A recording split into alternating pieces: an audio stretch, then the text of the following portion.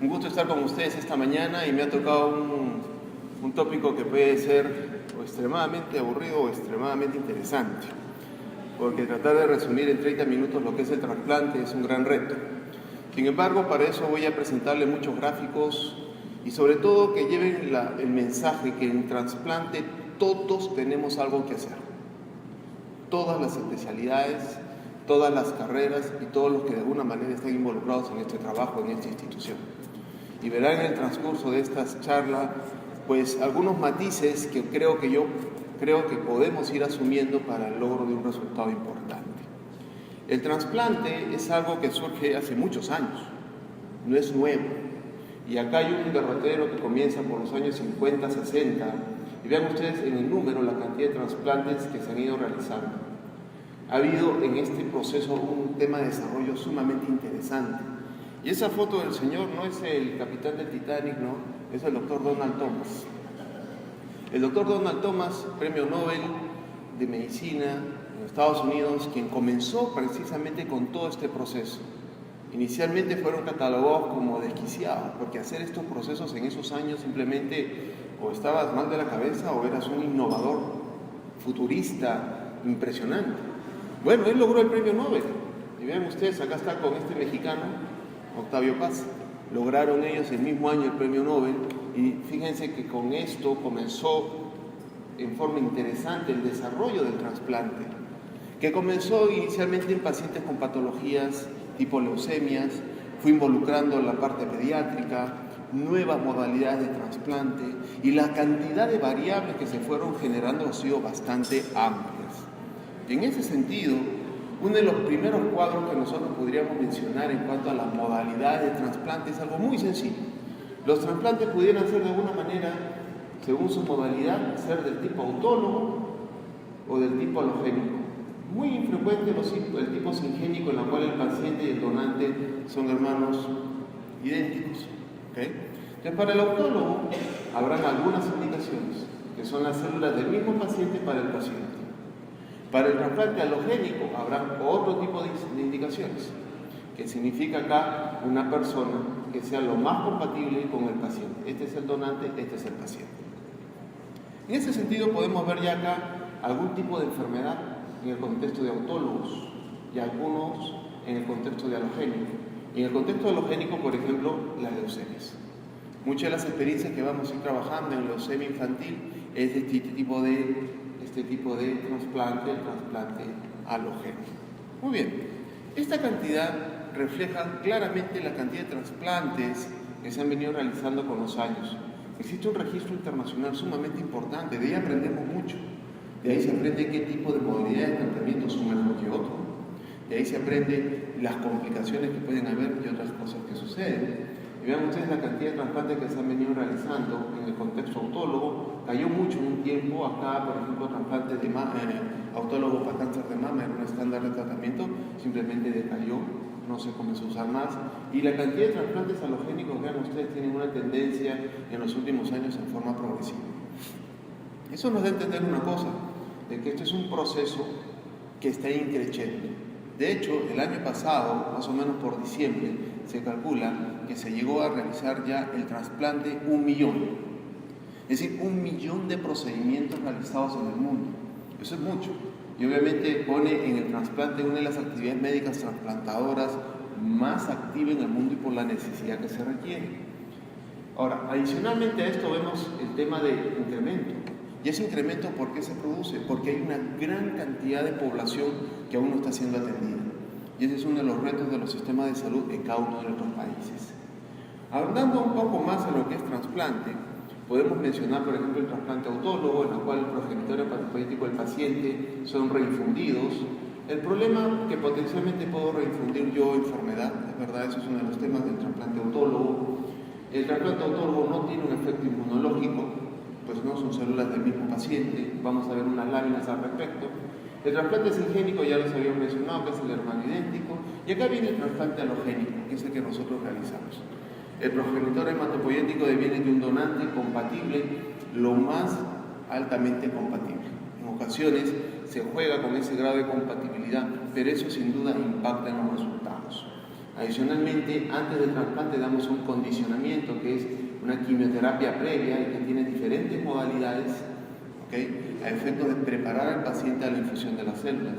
Después tenemos el efecto inmunológico, que puede ser de dos tipos: el efecto del injerto de las células del donante contra la leucemia, considerado y llamado como GBL, lo cual es bueno, pero hay veces ese efecto inmunológico es extremadamente severo y produce el GBH o la enfermedad injerto contra huésped, lo cual lo consideramos malo porque esto deviene una serie de complicaciones que vamos a ver en una lámina más adelante. Adicionalmente, el donante, en este caso el trasplante halogénico, pues tiene que ser el hermano. Así que si tienen sus hermanos, conversen con ellos, no se peleen, porque de alguna forma pueden ser sus donantes en el contexto de estas enfermedades. ¿Okay? Sin embargo, no sucede ya ese fenómeno. Por ejemplo, los primeros 8 pacientes que hemos tenido en esta institución han sido hermanos únicos, o sea, hijos únicos, sin hermanos. Entonces, en ese contexto tenemos que buscar donantes en el registro mundial. Eso se le denomina no relacionado o no emparentado. Esa es también una tarea bastante amplia de tratar de buscar un donante en la población para el paciente que lo requiere porque no tiene un hermano compatible. O si no, buscar en el banco de sangre de cordón umbilical alguna unidad que tenga en cantidad de células suficientes y la mejor compatibilidad posible para efecto de hacer un trasplante de cordón umbilical. Entonces, esta es toda la modalidad halogénica, ¿no? Y acá tenemos a la médula ósea. Esa es la médula ósea. Uno dice, la médula ósea es un órgano sólido, un órgano líquido distribuido en todos nuestros tejidos, que tienen diferentes tipos de células, estas grandotas, los megacariocitos, esto es grasa, diferentes elementos precursores de la serie roja, diferentes elementos precursores de la serie meloide. Entonces, esto es diferente a trabajar a un trasplante de hígado, o un trasplante de riñón, o una córnea. Estamos hablando de un tejido fluido, y que obviamente reconocer acá cuáles son las células progenitoras no es fácil. Por eso nosotros tenemos modalidades para poder realizar. Entonces, ¿cómo obtenemos la médula ósea? Pues lo más sencillo, agarramos, llevamos a la sala de operaciones y hacemos la punción directa. ¿Ok? Eso en la lámina suena bien, pero se ve bien, pero es un procedimiento que tiene sus elementos que hay que considerar. Otra posibilidad es llevar al paciente a una máquina para hacer lo que denominamos la movilización con factor estimulante y después colectar las células mediante una aferesis. Un trabajo directamente relacionado con banco de sangre.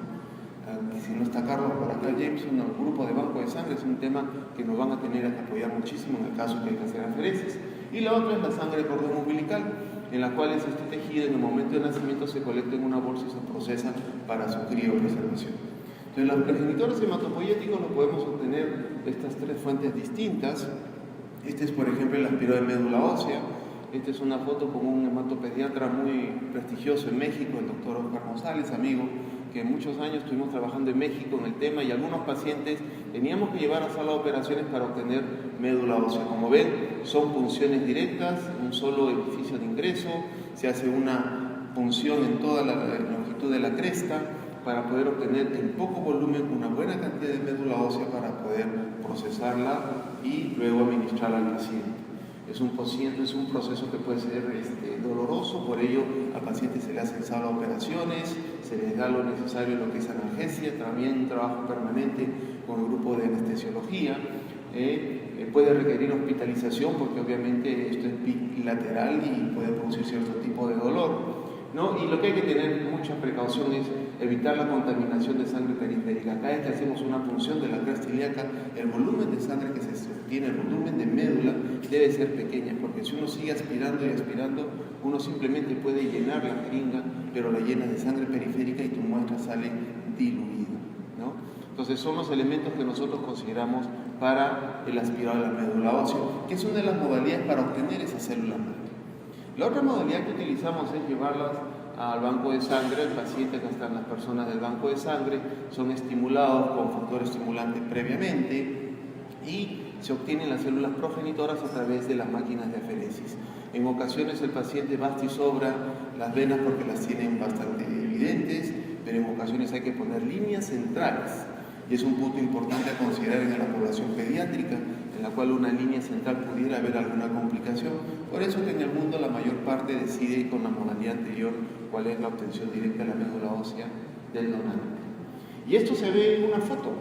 Esta es una foto de una colecta en la cual podemos ver estas células que se relacionan bastante con la morfología que nosotros sabemos que existe para las células progenitoras. Pero con morfología no basta.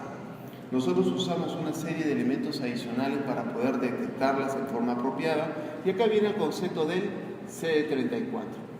El CD34 es un marcador sumamente útil que te da y te hace reconocer el progenitor hematopoyético y te lo da en cantidad. Así como uno hace el dosaje de glucosa, como uno dosa la urea, bueno, también te va a dar la cantidad de células de la colecta, y esta es una que realizamos en el Hospital Almenara hace unos años, en la cual vean ustedes esta mancha que se ve acá, y te dicen en forma precisa cuántas células tienes. Y esto es sumamente importante, porque la cantidad de células que yo voy a obtener en ese momento, luego lo tengo que dividir por la cantidad, lo que pesa el paciente, para sacar un coeficiente. Y ese coeficiente es el elemento fundamental para decir la dosis de células que voy a utilizar para mi paciente.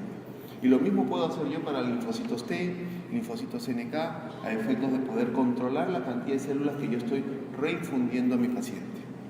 Muy bien, no solamente basta eso, sino en ocasiones tratar de determinar qué tipo de célula progenitora puede ser requiere otro tipo de ensayos, y le denominamos los ensayos clonogénicos. ¿Por qué esas células son sumamente interesantes de obtener y estudiarlas? Porque precisamente cuando uno los lleva una plaquita, crecen como colonias. Como en microbiología crecen, más o menos. ¿Ok? Entonces crecen las colonias, y esas colonias se cuantifican, esas colonias tienen calidad, esas colonias se pueden observar, y precisamente es el objetivo de obtener médula ósea y este tipo específico de células. Porque recuerden, y lo hemos dicho hace un momento, vamos a darle quimioterapia al paciente, le vamos a dar radioterapia y le vamos a reinfundir estas células.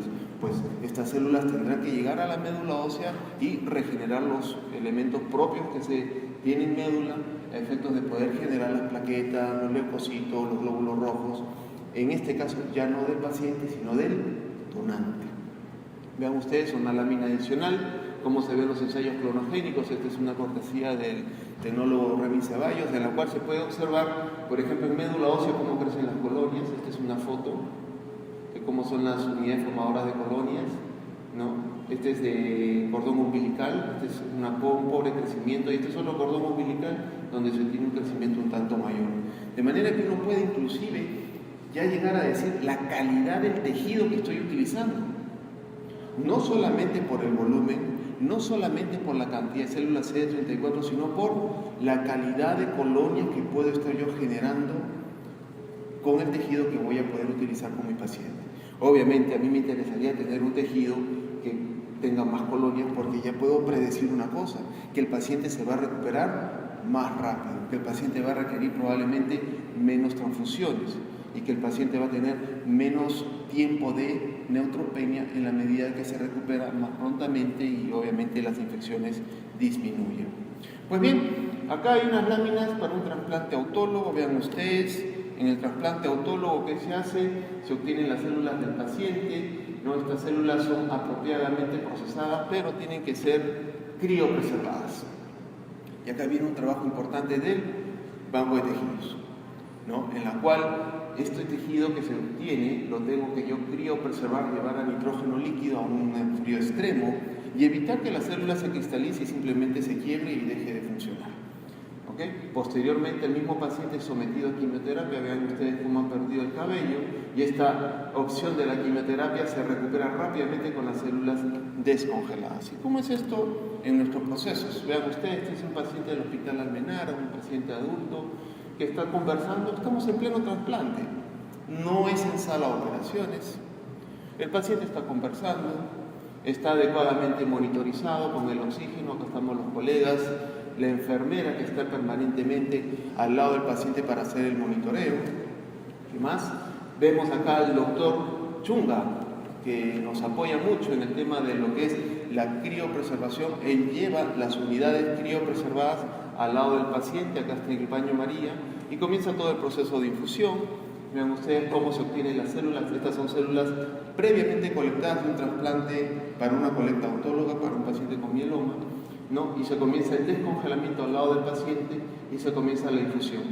Se comienza la infusión a través de la línea central, y todo el grupo conversa, le damos cierta ánimo al paciente, porque en ese momento ya la paciente ha recibido quimioterapia y obviamente lo que se espera es una pronta recuperación con las células que estamos administrando. Acá hay otra foto en la cual un poquito se ve la línea central de la paciente en la cual estamos administrando las células en el contexto de un trasplante autólogo. Y acá está el proceso de descongelamiento de esta unidad. Es sumamente importante eso, por eso la interacción con el banco de tejidos en las cuales este material tiene que ser pues apropiado, ¿no? Tener toda la certeza que está seguro con todos los elementos de asepsia para su pronta infusión del paciente, y el paciente en pocos días hace la recuperación hematológica. En el contexto del trasplante alogénico ya la cosa varía un poco más. No quiero que se lleven el concepto de que el trasplante autólogo es fácil, no, porque también tiene muchas complicaciones, ¿ok? Infecciosas principalmente. En el contexto del trasplante alogénico, en el caso de las leucemias, la cosa varía y ya tenemos las denominadas 5 etapas o las 5 fases. Y esto es bajo un criterio estrictamente operativo y bajo un criterio académico. Vean ustedes. Comenzando, no es un momento específico, sino es todo un proceso. Hay una fase primera, segunda, hasta la quinta fase.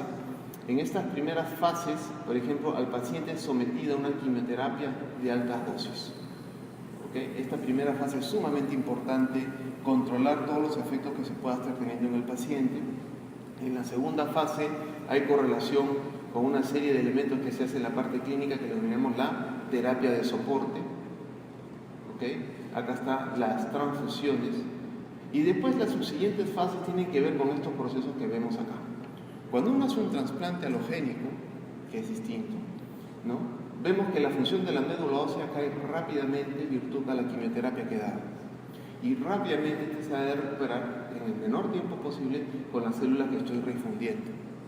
Pero algo que sí va a tardar, independientemente de la recuperación de los granulocitos, las plaquetas, es la recuperación del sistema inmunológico, que toma mucho más tiempo.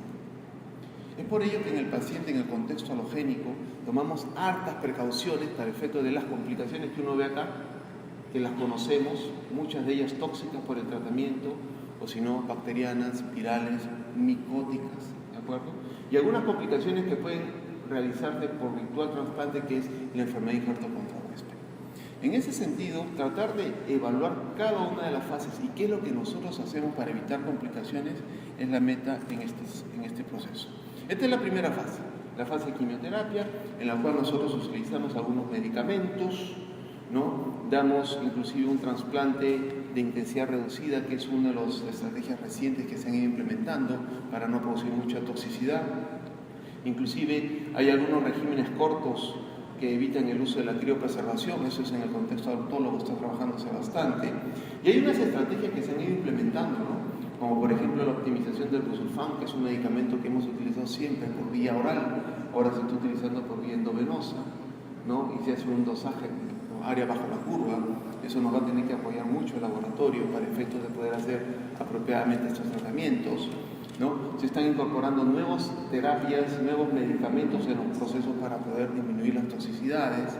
Hay nuevas estrategias de criopreservación e inclusive nuevas estrategias de ingeniería de tejidos y de presión de linfocitos T. Es decir, en esta fase es básicamente el manejo del injerto y el manejo de las diferentes quimioterapias que se vienen utilizando. Y vean ustedes, esto es sumamente interesante.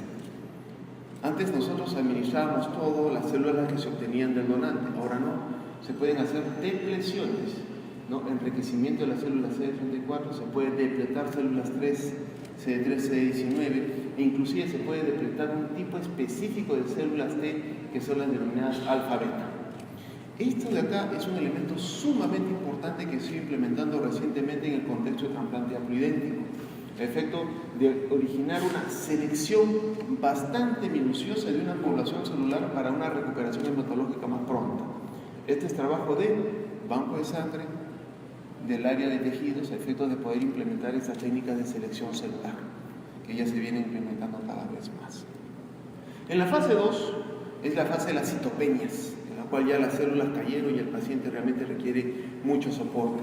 Acá hay una estrategia, obviamente, para procurar dar una intensidad reducida para el manejo ambulatorio. Hay muchos pacientes que inclusive tienen estos trasplantes y en poco tiempo a veces salen de casa, salen del hospital para un manejo ambulatorio.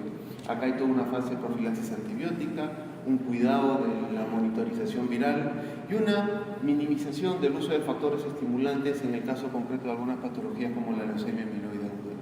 Acá hay unas estrategias, por ejemplo, cuál es el uso de los factores estimulantes como la eritropoyetina y recientemente la trombopoyetina.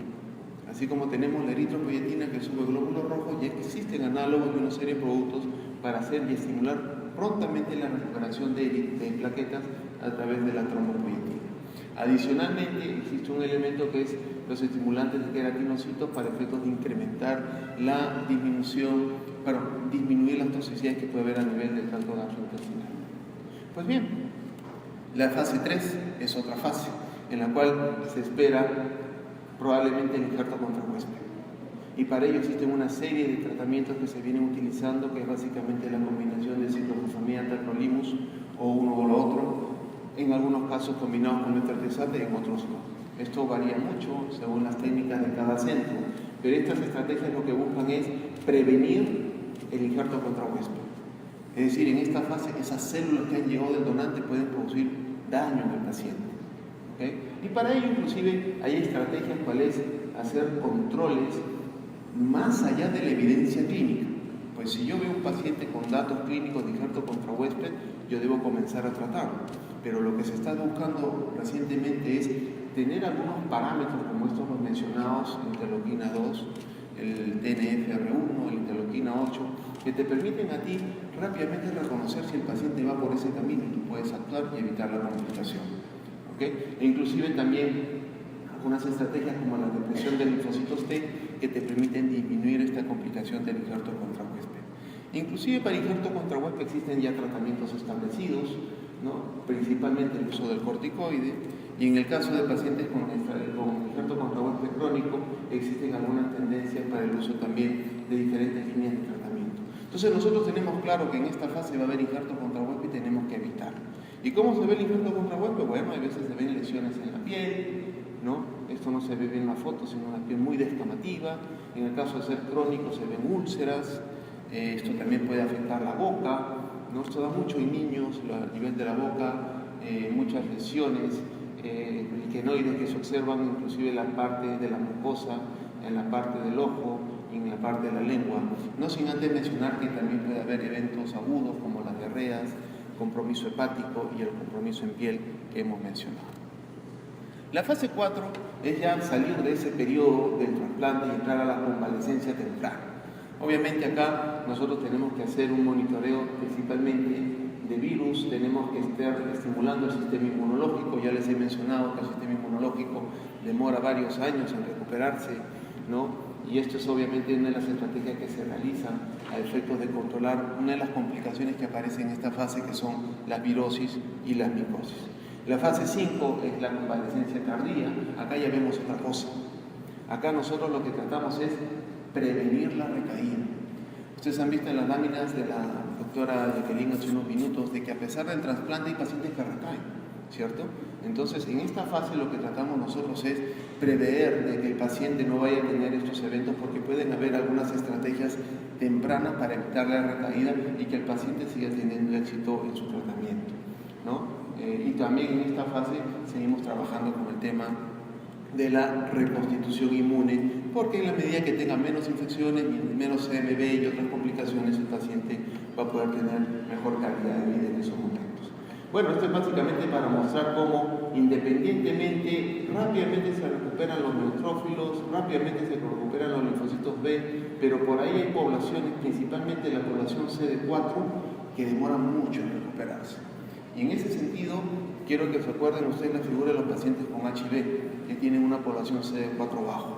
Bueno, eso es una inmunodeficiencia por un virus. Bueno, acá nosotros hemos producido una inmunodeficiencia por un tratamiento. Y lo que tenemos que hacer es, obviamente, monitorizar hasta que el paciente tenga una apropiada recuperación inmunológica. Y para esto, obviamente, también tenemos nosotros una secuencia de las diferentes infecciones que pueden haber en diferentes etapas. Habrán infecciones en el contexto de hongos. Por eso también nos interesa mucho tener áreas como las tenemos en el octavo piso, con filtro cepa, aislados para evitar estas complicaciones y principalmente este señor, el Aspergillus, que es el que complica más el tema del trasplante. Complicaciones virales, principalmente citomegalovirus, que es una de las que origina mayores posibilidades de la enfermedad contra huésped y mayor inmunosupresión en el paciente. Complicaciones bacterianas, inicialmente gran negativos, gran positivos que tienen que estar controlados, tenemos terapias profilácticas para ello. En la medida que hacemos el trasplante, vemos pues de que también podemos correr riesgos de infecciones y es el principal dolor de cabeza en nuestra área. Por ello, integralmente lo trabajamos con el infectólogo y también con el grupo de farmacia a efectos de tener y disponer los medicamentos para poder actuar inmediatamente. Adicionalmente, la reconstitución inmune es todo un tema complejo en el contexto del trasplante. Nosotros tenemos varias estrategias que se vienen desarrollando en el mundo. Una de las más interesantes es el trasplante con células mesenquimales o la infusión de células para efectos de controlar infecciones específicas. Algunos centros, por ejemplo, para citomegalovirus, ya utilizan células entrenadas para atacar citomegalovirus, independientemente de los antivirales. De manera de que tenemos diferentes estrategias que nosotros debemos ir implementando para reducir ese tiempo y reducir complicaciones. Cordón umbilical, unas palabras a decirles de que es unas estrategias que se vienen realizando principalmente en el contexto pediátrico. La sangre cordón umbilical viene en unas pequeñas unidades que tiene de 20 mililitros y 5 mililitros. Tenemos que saber exactamente acá la compatibilidad del paciente y también la cantidad de células que puede haber a efectos de que sea una unidad exitosa. Y se imaginan, ¿no?, a un paciente ponerle esta pequeña cantidad de células y que sea exitoso. Eso puede originar retraso en el prendimiento, retraso en la recuperación de granulocitos y algunas complicaciones que se pueden ver. Entonces, esta sangre cordón umbilical que se obtiene en los bancos públicos, existe una red internacional muy importante en el caso de los pacientes que no tienen al hermano histocompatible o no tienen un donante apropiado de médula ósea. Se utiliza la unidad de sangre cordón umbilical y se tiene una serie de elementos pues, que se tienen que evaluar antes de echar mano a este procedimiento. De hecho, en el grupo pediátrico este procedimiento está vigente y es una de las cosas que nosotros debemos impulsar como país. Y esta es una tarea para la ONDD, que los tenemos en el segundo piso, que para efectos de la pronta implementación del banco público a nivel nacional. Vean ustedes, no se ve bien acá, pero me van a creer, esta lámina que ven acá, esta parte de acá, es el retraso en la recuperación en número de días de los números de neutrófilos. Esto es cuando, por ejemplo, se utiliza una sangre cordón umbilical que no es muy compatible y de poca celularidad. En cambio, cuando es la mayor parte compatible y de una celularidad mayor, se ve que la recuperación hematológica es más precoz. De manera que uno de los temas con sangre cordón umbilical es la demora en la recuperación de neutrófilos y obviamente mayor tendencia a infecciones. Para esto hay estrategias, sí.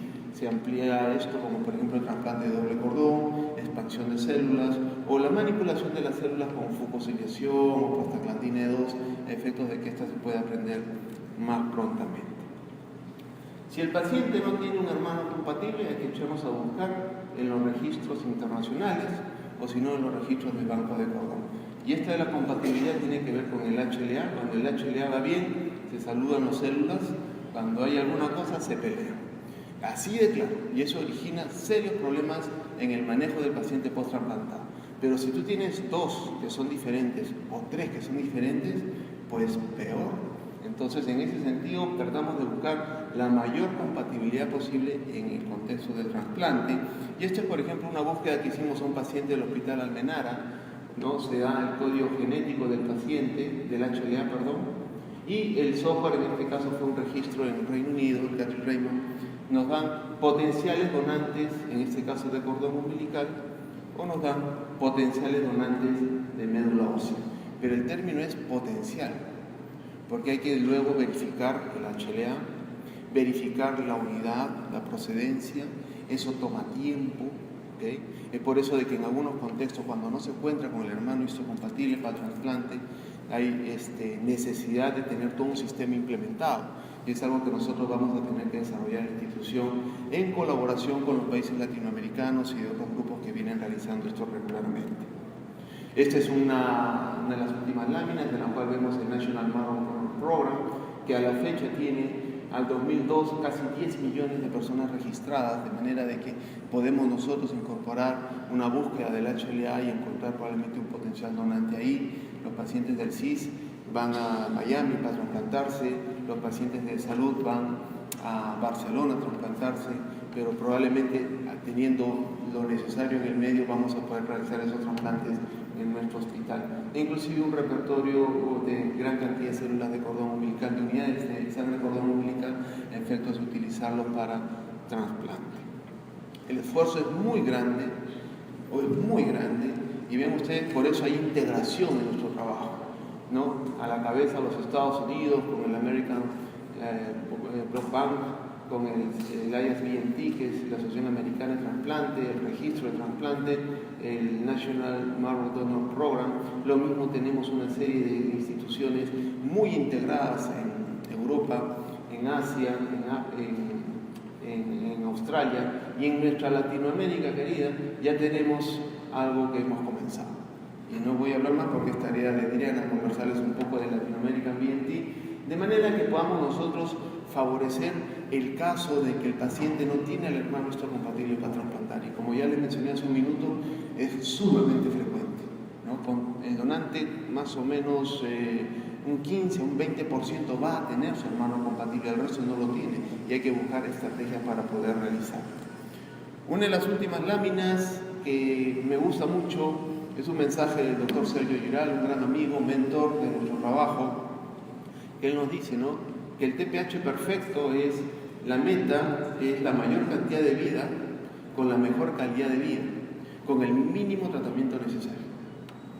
Y esta frase involucra muchas cosas. Lo primero que involucra es accesibilidad, no al trasplante, al diagnóstico. Que tengamos un pediatra en Huancavelica que pueda detectar signos de alarma y rápidamente lo pueda referir y tener un tratamiento oportuno y accesible. Y eso creo que nunca lo hemos tenido en el país y tenemos la gran suerte de estar en ese momento a efectos de poder ver eso. El octavo piso nos da gusto porque casi el 90% de pacientes no son de Lima, vienen de todo el país. Y eso obviamente te habla de algo distinto, ¿no?, que estamos teniendo la accesibilidad y la oportunidad de tratar pacientes que antes no podían pagar. Siguiente, nuestro equipo multidisciplinario entrenado que está día a día haciéndose más robusto, más fuerte, más grande, ¿no?, y más interactuado con otras instituciones. El mejor donante disponible en el contexto de HLA, tener una disminución de la morbilidad, para eso el mayor y mejor control de las infecciones en enfermedad infarto contra huésped, para tener una mortalidad relacionada al trasplante muy baja y para tener una recaída también baja. Vean la meta de recaída, 10%. En las láminas de Jacqueline la recaída estaba 30%, por ahí un poquito más, según el riesgo. En ese sentido, también tenemos que trabajar intensamente para después del trasplante vigilar lo que el paciente no vaya a recaer. Y como ven, no es una actividad quirúrgica, es un proceso muy largo que involucra muchas especialidades. Y lo que nosotros evitamos, ¿no?, las estrategias de monitorización de enfermedad y el mantenimiento para evitar la recaída, que es lo que nos interesa a nosotros. No es que el paciente se trasplante y regrese a su casa. Probablemente no, el paciente va a seguir muchos meses o hasta años con nosotros a efectos de evitar recaída y complicaciones posteriores. Finalmente, para agradecer a nuestra universidad, diferentes instituciones donde hemos trabajado mucho de nosotros. Esta es una universidad muy grande en Houston. Acá tenía pelo y era más flaco, con el doctor Champlin, que es uno de los que más ha trasplantado en el mundo probablemente, muchos años en México, trabajando posteriormente con el doctor Jorge Castillo, y esta institución que obviamente después de tantos años andar vemos la posibilidad de poder trabajar, y invitamos a todos ustedes a que sean parte de este esfuerzo. Muchas gracias.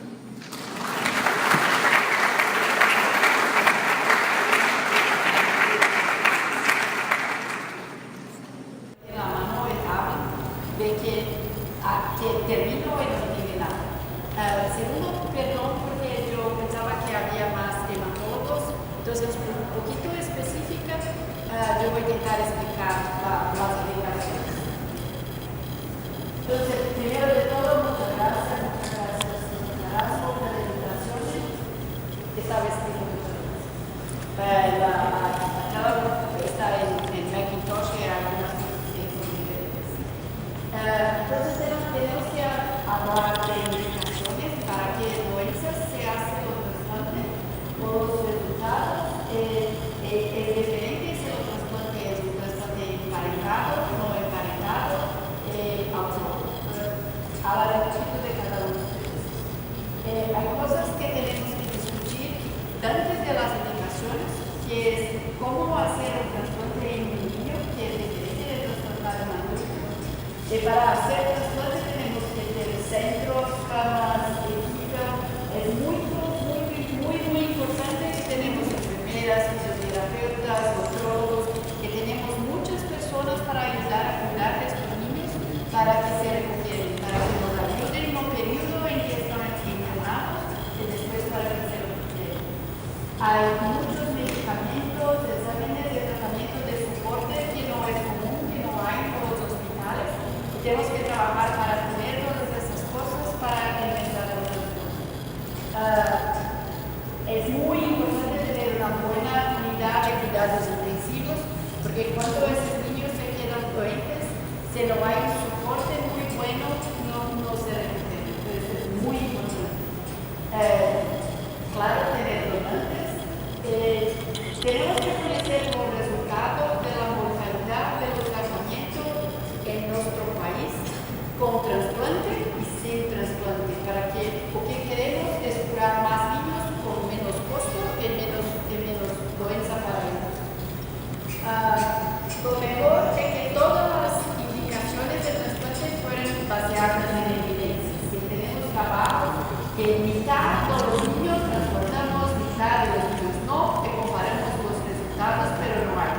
En pediatría no hay casi ningún trabajo randomizado para saber los resultados. Entonces, normalmente se indica los trasplantes porque la terapia convencional, los resultados es malo, cuando se reporta los resultados de trasplante es mejor, pero no hay comparación con la terapia que vimos. Esto es lo que el doctor Carrasco nos mostró en Salvador, que son indicaciones de trasplante que están siendo desarrolladas en Perú. Casi todas tienen indicaciones de pediatría, excepto los niños. Y una cosa que es muy importante es que hay muy menos, es lo mismo en Brasil, hay muy menos niños con diagnóstico de los cánceres lo que nosotros esperábamos. Hay en Sudamérica lo mismo incidencia de cáncer que hay en Europa o en Estados Unidos. No sabemos dónde están estos pacientes, porque los números de personas diagnosticadas con estos tumores son muy menores de lo que esperábamos.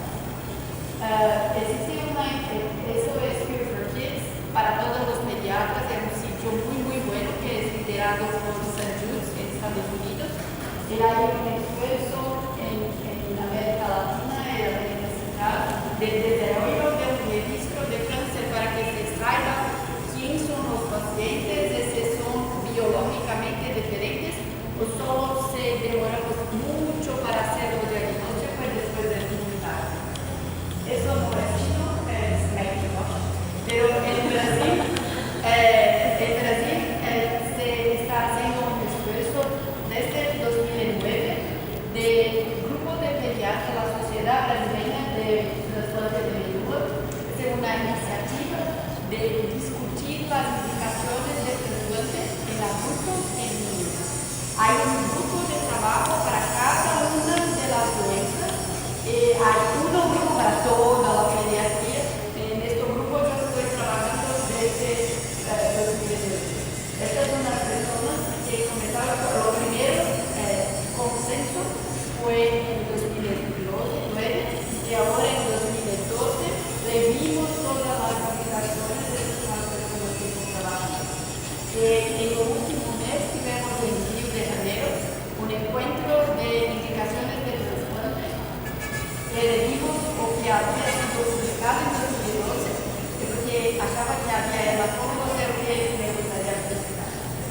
La primera cosa en los trasplantes, antes de las doenças, es cómo decidir la fuente de células, indicaciones y lo que está cambiando. Entonces, el doctor Carrasco mostró, puedes usar sangre periférico, médula ósea o sangre de control. En pediatría solo hay un trabajo que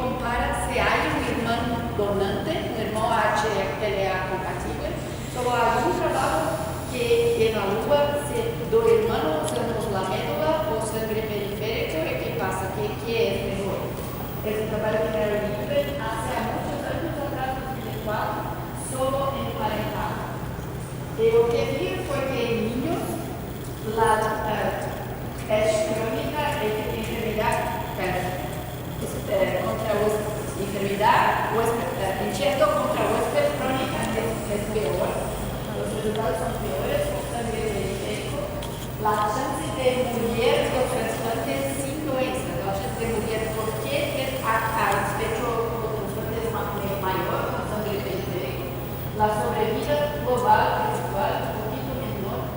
Entonces, hoy en pediatría, si el donante es un hermano, no hay ninguna enfermedad de sangre periférica es mejor que mi hermano. Entonces, nosotros estamos haciendo un estudio en pacientes pediátricos, lo mejor es usar la medicina. Es importante que todos los antígenos HLA, A, B, C, todos tienen que ser muy específicos, que los llamamos alta resolución, mismo si es sangre de cordón. Hay muchos bancos de sangre de cordón que nos quieren enviar los cordones, que para cordón solo hace más superficial la tipaje, pero no es lo que precisamos. Precisamos para los niños que la tipaje se refleje en alta resolución, que el niño molecular, para sabernos si la tipaje del niño es de donante. En adultos hay un trabajo que fue randomizado, sangre periférico versus médula ósea, que fue hecho por Blood and Marrow Clinical Trials Network, que es un grupo de personas en toda Norteamérica que trabaja juntos en trasplante para trabajos randomizados. Lo que es más importante es que no hay diferencia en adultos si usa sangre periférico o se usa médula ósea no emparentada. La sobrevida global es lo mismo, la chance de pega, de sujeto contra huésped es más o menos lo mismo. Hay una diferencia, que es que cuando se usa sangre periférico, la incidencia de sujeto contra huésped es densa, que es eso que va a las piel, a las puntas, que es muy, muy malo. Con sangre periférico, adultos, no emparentado, mitad de ellos tiene esta forma extensa, se usa médula ósea un tercio. Entonces, por causa de esto, si es un adulto que se va a hacer un trasplante no emparentado, o mejor en médula, solo la única diferencia es para disminuir la chance de injerto contra huésped crónico. En los niños que tienen injerto contra huésped no es solo cuello, la piel, es porque tienen muchas infecciones que tienen corticoides por mucho tiempo, de necrosis de los huesos, su movimiento autónomo en muchos sentidos. Cuando se usa la sangre de cordón en pediatría, lo más importante para una pregunta si es mejor usar uno sangre de cordón o dos.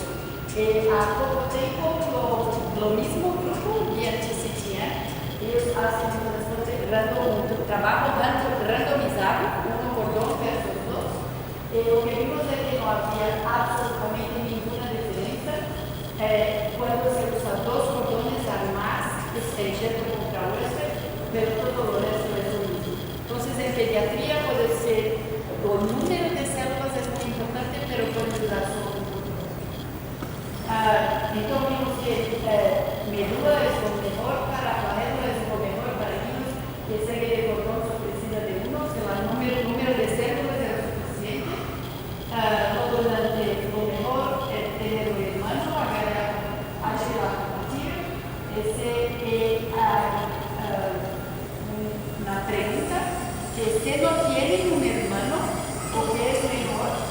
Hacer un no emparentado o hacer un trasplante haploidéntico y después de que es mitad de lo HLA igual, como su madre, como su padre, después de los trasplantes usar un quimioterápico que es ciclofosfamida para que se mate las células T que están reconociendo la persona como extraño para que no tienen enfermedad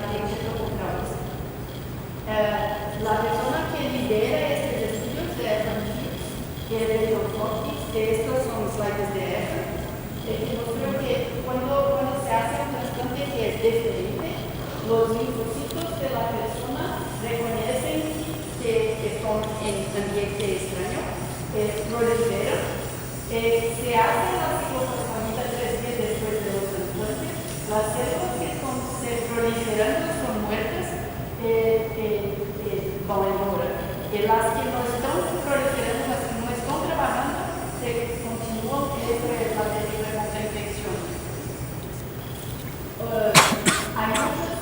voy a pular. Hay muchos pacientes que fueron tratados en los hospitales. El protocolo que desarrollaron es llamado intensidad reducida. Es un protocolo que se hace más inmunosupresión do que quimioterapia. El número largo de células, la mayoría tiene mitad de lo HLA conjugal. Los pacientes hacen prácticamente todo en ambulatorio, no se queda internado, solo se presenta alguna complicación. Después de quimioterapia, un poquito de radiación, la infusión de la medula, 2 o 3 días después la ciclofosfamida, y ahí se empieza la inmunosupresión. Todo es hecho en la clínica, sin internamiento. La pega de los neutrófilos es muy temprana, de plaquetas también. La chance de que no pegue, que no haya recuperación del objeto es 13%. Cuando se evalúa la incidencia de injerto contra huésped, la mayoría, los injertos contra huésped grave es 3 a 4%, la progresión libre de dolencia, la sobrevida global, 1/3 de los pacientes, pero este protocolo era hecho en pacientes con doença muy aguda. Y cuando se oye las chances de cura de los pacientes por las doenças, se sabe que todas las doenças hay un plató en la curva, entonces los pacientes no están más recaídos, más o menos un tercio a 40% para descender amiloide, linfoide, linfomas, y cuando se separan los pacientes del riesgo que tienen cuando van a los transportes, es lo más importante. Los pacientes con bajo riesgo tienen mejor chance de cura que los que tienen alto riesgo. Las personas que tienen una médula muy buena, este no es un buen esquema con intensidad reducida, porque la chance de, si tienes bajo riesgo de la doença, la chance de no haber pega, de rechazo de los injertos es alrededor del 20%. La conclusión es que es una buena estrategia y que esto puede no aumentar la chance de rechazo. Entonces, otros grupos están trabajando para mejorar esos resultados. Y cuando se van a un congreso, todo lo que se oye de todos los centros de todo el mundo es para quien no tiene un donante usar esta estrategia y hacer un trasplante haploidéntico con ciclofosfamida después de la operación. Esto es de Seattle, como desarrolló, y es haploidéntico absolutamente lo mismo, pero usando sangre de lo mismo. Yo quería mostrar que mismo los injertos se pegan muy temprano, plaquetas, la chance de no haber pega es solo 4%. Es grave, es 8%, muy bajo, es crónica, es mitad de los pacientes vivos después de 2 años. Entonces, la conclusión de esto es por aquí sangre periférico puede disminuir la chance de rechazo. Hay otros que están haciendo regímenes que son mieloablativos, lo mismo que hacemos con los niños en otros centros. Lo haploidéntico mieloablativo también tiene un buen resultado con sobrevida global para los que no tienen una recaída temprana muy mejor que los.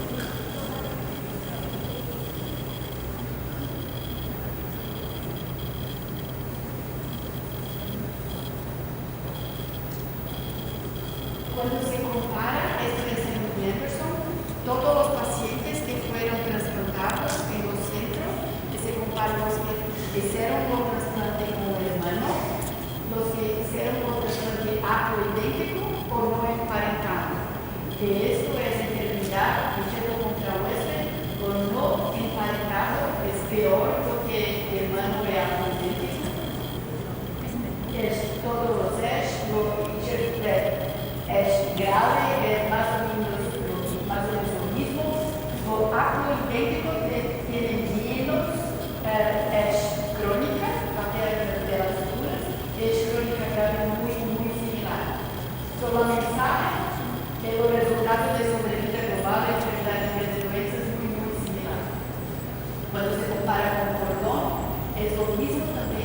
resultado de sobrevida es muy, muy severo. Lo que hacemos ahora en Brasil es que si hay un hermano, se hace el trasplante con el hermano. Coloca o paciente no registro, se no hay un donante, se mueve rápidamente para hacer un algo idéntico y está se hace en prácticamente todos los centros del Brasil. Es una de las opciones para no ficar esperando que lo donante, el niño recae y no se puede transplantar. Entonces, las recomendaciones que tenemos en pediatría, além de los trasplantes, que haya un lugar. En São Paulo se tratamiento fuera del domicilio, es un programa que el gobierno paga un dinero todos los días en un poquito de las pasajes de avión para los pacientes ir a los centros de trasplante. Tenemos que tener profesionales muy bien entrenados para trabajar, no usar sangre de médico para los médicos, no usar remoquí para los donantes, no usar catéter, que hay un grupo carne en lugares son así como registros de enfermedades genéticas del Brasil para que tengan dados para mostrar. Las indicaciones de trasplante, entonces, lo consenso de pediatría, eso es el grupo, que cada una de las personas fueron responsables por una doenza en separado. Este es un libro que la revisión de 2012.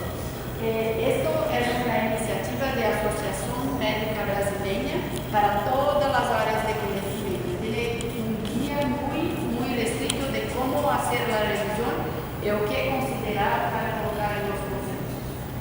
O qué se cambió desde lo que se comenzó, entonces en leucemia linfoide aguda, sabes que no está indicado por el traumatólogo, el alogénico, estos son considerados por casi todos como alto riesgo, porque tienen cromosomatina, hipodiploidía, que no responde a la quimioterapia después de un mes de tratamiento, los que tienen MLL, una clasificación específica, un T2, todo es residual.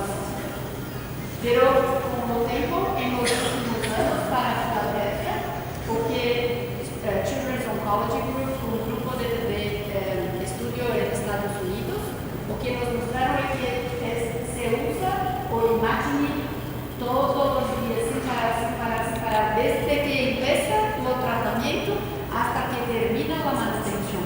Entonces, hay casi 3 años de imagining más quimioterapia sin parar. Estos niños que hacen imatinib más quimioterapia tienen lo mejor resultado en tratamiento y es mejor que los que hacen trasplante.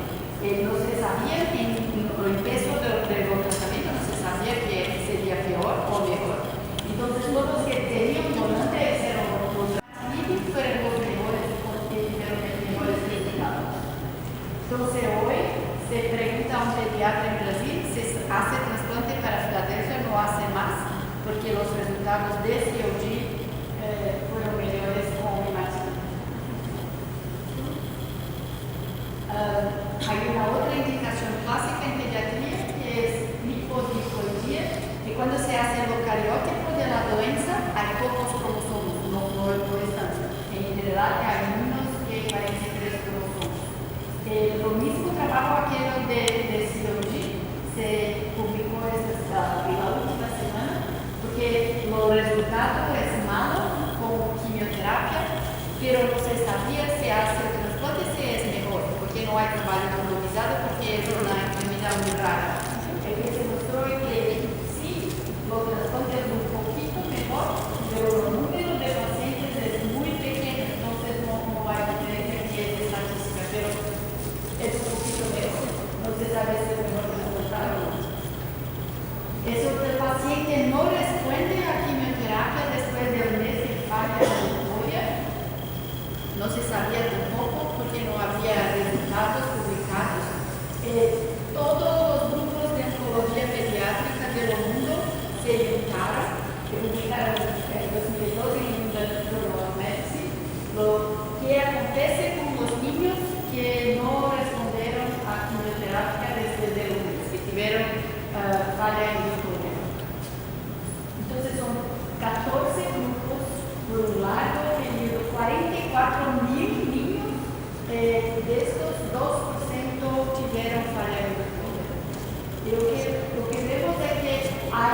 la chance de vivir. Las crianças que tienen alta hipertrofia, que hay muchos cromosomas en lo cariótico de la doença, tienen un pronóstico muy bueno, 80% de ellos están enfermos. No, ni todas fallas inductorias son iguales. Aquellas en que los niños tienen menos de 6 años no tienen nivel, o solo quimioterapia, sin trasplantes, los mejores resultados, casi 80% solo quimioterapia. Los pacientes que hicieron trasplante, a la mortalidad asociada al trasplante, tuvieron una chance de sobrevivir peor. Cuando los pacientes tienen más que 6 años, más o menos lo mismo, lo que no es significativo, parece que los que tienen durante es mejor. Cuando se habla solo de la edad, se ve que los niños de 6 años son mejores. Pero si la doença la leucemia linfóide aguda es muy peor. Tienes que hacer un trasplante de cualquier donante que solo con quimioterapia 20-30% son de los niños van vivir.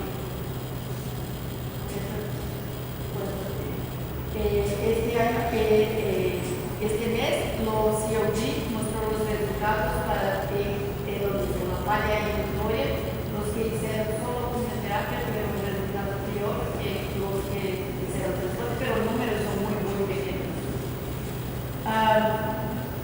Una de las indicaciones que tenemos mucho en pediatría es doença residual mínima. Hace la quimioterapia por un mes, se saca la médula nuevamente y no hay doença que se puede ver. Con esta médula se hace inmunofenotipaje. En la inmunofenotipaje, el laboratorio habla cuántos por ciento hay de los blastos que son lo mismo que el paciente tenía al diagnóstico. Eso se llama doença residual mínima, que es hecho o con inmunofenotipaje o puede ser molecular. El paciente, cuando se diagnostica la leucemia, puede ser enviar la leucemia al laboratorio y se sabe exactamente cuál es el rearranjo de gene de inmunoglobulina y puede decir cuánto hay de los blastos. No es simple, es muy complicado. En Brasil tenemos un problema muy, muy largo que hay muchos laboratorios de inmunofenotipaje, cada uno de ellos trabaja de una manera y hay todos los resultados que se puede imaginar. En Brasil hay una epidemia de indicaciones de trasplante en primera revisión baseado en doença residual mínima. Estamos intentando trabajar para ayudar a las personas para que todas hablen la misma lengua, estén viendo la misma cosa, pero no es. Hay dos momentos en que se evalúa la enfermedad residual mínima. Una es después del mes, pero hay otra después de 78 días, que el grupo BFM, que es europeo, evaluó. Hay dos trabajos muy claros, uno con enfermedades B, otra con leucemia linfóide B. Lo que vemos es que la chance de haber recidiva de la doença es muy mayor si la enfermedad persiste por 78 días comparado con los que no inicio son positivos y después negativos. Lo T es lo mismo, los resultados es mejor. ¿Por qué? Porque entonces, si la doença no va embora después de casi 2 meses y medio, es peor si pase solo quimioterapia y probablemente estos son niños que tienen que hacer trasplante. Pero tienen que saber lo que están viviendo. Es muy, muy difícil esa vinculación. La sobrevida de los niños con doença residual positiva, los que hicieron trasplante fue mejor que solo quimioterapia. Los lactantes, otro grupo que es muy frecuente que los pediatras no envíen para trasplantar. Los lactantes tienen una leucemia muy, muy agresiva, los niños muy chicos, usualmente con números de leucocitos muy altos, con coronas en todo el cuerpo y responden muy mal a quimioterapia. Pero lo que no se sabe es si hace el trasplante para estos niños se va a mejorar, fácil, no consigo curar, toma ustedes que usted responda, pero tenemos que mostrar que los trastornos funcionan, podemos curar las niñas. Y porque es una enfermedad muy rara, todos los centros se unieron también, un protocolo que se llama interesante. Los resultados de este trasplante en los niños chicos es que se hace trasplante o no hace trasplante, no hace menor diferencia. Todos tienen alrededor del 60% de sobrevida con quimioterapia o lo mismo. Hay un grupo de bebés, de niños pequeños que se benefician del trasplante, que fueron aquellos que hicieron más de 300.000 depósitos al diagnóstico, que respuesta mala al corticoide, pero el número de pacientes que se ha hecho el trasplante es muy, muy pequeño. Entonces es muy difícil, no sabemos si es lo mejor o no es el bebé. Y hay una leucemia que es muy diferente, que se llama prequímica, que es la determinación estelar y monofenotipada también, y estos probablemente tienen un mayor resultado con trasplante. La leucemia se fue, pero después recayó, se está en segunda remisión. Sabemos que la chance de cura es muy menor, pero si la recidiva ocurrió muy tardía, más de 6 meses después que se terminó el tratamiento, el pronóstico es mejor y ayuda a ser precisa con el trasplante. Otra doença que no se sabe qué hacer es la leucemia mieloide crónica. Por muchos años era la primera indicación de trasplante en todos los pacientes y hoy no hay consenso, porque hay imatinib. Con imatinib los pacientes se quedan en remisión y en general hay una respuesta muy buena, pero que acontece en pediatría, conforme los niños crecen, tienen 12, 13 años, 15 años y no quieren más tomar obrero. No sabemos lo que va a acontecer con estos niños después de tantos años tomando imatinib.